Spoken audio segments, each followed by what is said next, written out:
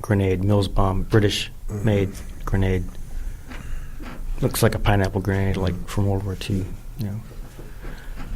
And I saw something else. I saw what looked like a large chunk of Kevlar. And I already knew that the Mooj was scrubbing sites of contact. When Cat Red lost that Marine, two Marines, PFC Smith, and I can't remember the second Marine that was killed in that rear roll mine strike in the HK, just fucking maybe 200 meters from where this thing occurred, back on St. Paddy's Day or sometime around then. 2 days after that incident, Staff Sergeant Lasher, the platoon sergeant for Cat White, was on patrol up on Diamond, and they rolled up a couple of Mooj in a black BMW with a pistol, GPS, and as I recall, there were grids saved to that GPS that were inside the fucking battalion patrol base at the train station in Alkheim. And one of those guys had PFC Smith's ID card. So they had scrubbed the side of that mine strike. And my first thought was that was probably a piece of Kevlar from the inside of one of those Humvee doors, because up-armored Humvees those doors are armored with Kevlar on the inside. So my first thought was that it's probably where it came from. But as I'm looking at it, I see it's got a familiar shape to it, and that's the ear scoop on the side of the Kevlar, where it drops down from the visor to cover the ear. And I realized I was holding a fucking piece of a Kevlar helmet. And I started looking around, and I noticed that there were tiny scraps of Kevlar covering that fucking road from wall to wall. It was probably covering a damn at least 100, if not greater, square foot area. There was Kevlar scraps everywhere. And I called over to Ferg and I said, "Where's Dunham's helmet?" And Ferg called to his guys, and they grabbed, they went to where everyone's gear was still staged at the CCP behind that wall. And there was no helmet. They found the rest of his gear, but no helmet.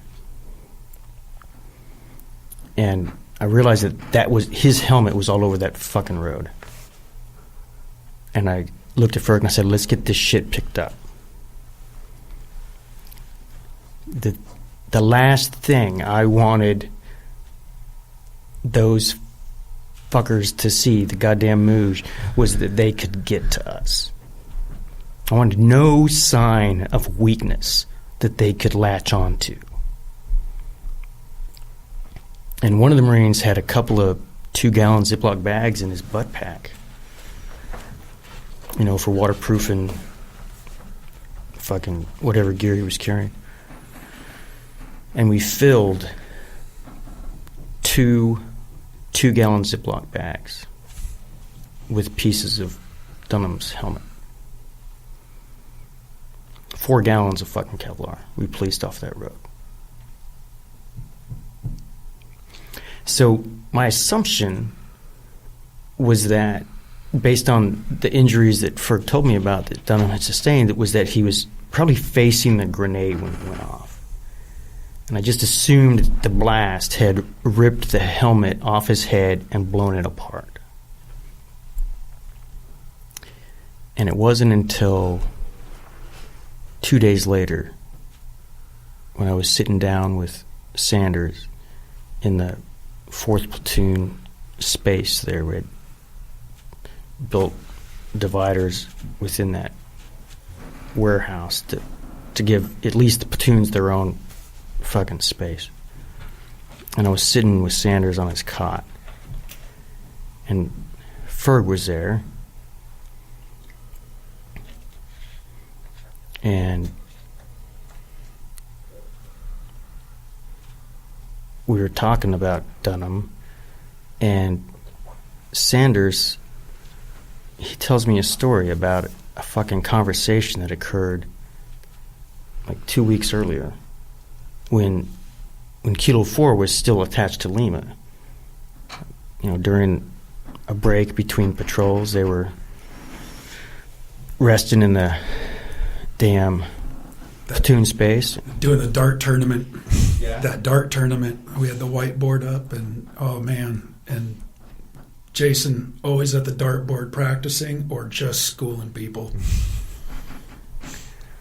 So this conversation comes up. And it's the type of conversation that combat Marines have. Combatants, period. 'Cause you take that Medal of Honor citation book. This is thicker than a freaking Bible. In my estimation, and I used to read from that thing all the time as a instructor at the basic school. Probably half the citations in that damn book are from Marines and soldiers covering a fucking grenade, right? So it's something Marines think about. And I'll let Ferg take it from here because he was there for the conversation. Well, it was actually the conversation. Were you there with them when they did that? Because I remember my Yeah. platoon commander. Well, You all turned and looked at me, and what do you think, Hampton? Jason said he would cover it up. I said I'd kick it back or pick it up and throw it back. So the topic was, what do you do with a live grenade? What do you do when it rolls to your feet? What do? You run? I mean, I just assumed kick it. Get it away from us. Yeah, Dunham had a theory that if you put the helmet on it and then you shoot your body on top of it with the SAPI plate, the helmet, and the flak. But I'm like, the concussion from it is still going to, rock your world. But that's what they were talking about. And Lieutenant Robinson says, besides, it doesn't really matter because the grenade's only got a 3 to 5 second fuse. And you wouldn't have time to cover it with the helmet anyway. And then Dunham looks at him and says, really? He says, I'll be back in a second. And he goes back to his gear and he shows back up with his freaking helmet on. And he looks at the lieutenant and he says, time me. So Bull breaks out his G-Shock and he says, go. And within a second, Dunham had tilted his head forward, chin strap off the chin, and he'd slapped the helmet on the deck. It ain't something he'd just thought about. He fucking rehearsed that shit. He was so comprehensive in his concern for his Marines. He was practicing what to do with a fucking live grenade. And my fucking jaw dropped when Sanders told me this story. And I got right the fuck up and I walked right into the damn battalion CP. Lieutenant Colonel Lopez was in his office. I knocked on the hatch and I said, sir,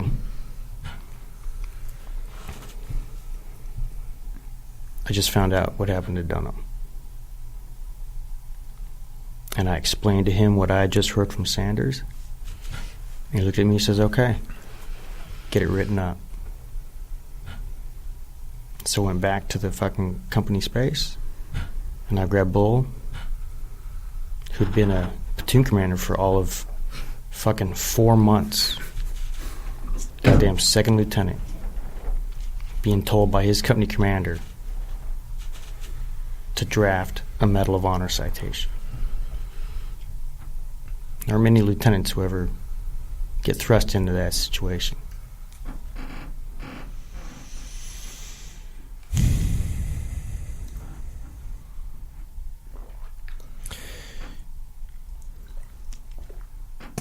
And all this is unfolding while Kelly and Bill, you guys are getting Kazavaked out of country. We're probably by then. Oh, no, we didn't. We went to Anaconda first, or I did. I went back to Alkheim, the battalion aid station. I was there for, I don't know, maybe a couple hours. Yeah, Alkheim, the aid station, and then I went from there. I went to Al Assad. We're being transported in the to the helicopter in the aid Humvee where they can stack us.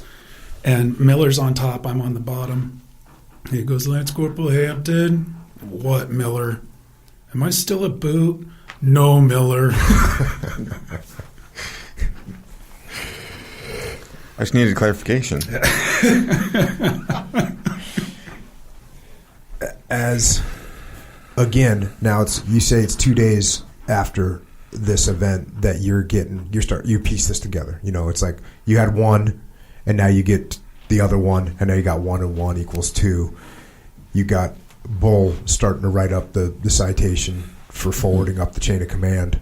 But one thing that a lot of people, especially civilians, don't understand is that there's still missions to do, and there's still work to be done, and when the enemy gets a win, they don't back off. In fact, oftentimes they step it up, which means we get no rest. From a leadership perspective, you guys now looking at your troops going, okay, here's what happened. We have ops to do. What did that look like from your all's perspective? It was a really busy time. We knew that Dunham had been CASEVAC'd, and eventually it made it back stateside to Bethesda. But we're in the fucking middle of it. And on the 17th, all hell broke loose. And that was the day that Rick Gannon and 4 of his Marines from Weapons Platoon Lima Company were killed. And that kicked off the battle for Usaba. And that lasted for 3 freaking days. We came out of there on the 19th, and so that was a conventional attack and defense, followed by a sweep and clear within the entire town of Usaba. But then it was back to patrolling again, right back to it. There was no break, and there was the last thing that I was going to take was a break, right? Because now we know what the fucking score is. We've lost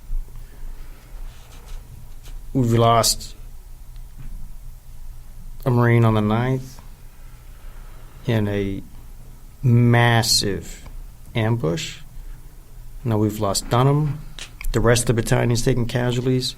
Ramadi is blowing up. My good friend Chris Bronzy, who takes 15th MU actually on the 13th. Company commander in 2-4 is in there, and they're in a fight for their fucking lives. It's going to hell in a handbasket across all Anbar province. So there was no rest. We were in it. And we eventually got word on the 22nd that Dunham passed when he was removed from life support.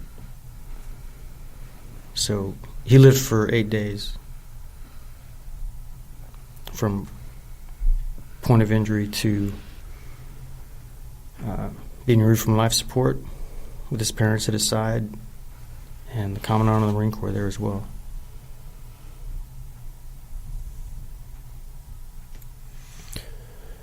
But this was all, for us, anecdotal, because we're in the middle of it. There's no fucking break. It was just something else that we had to absorb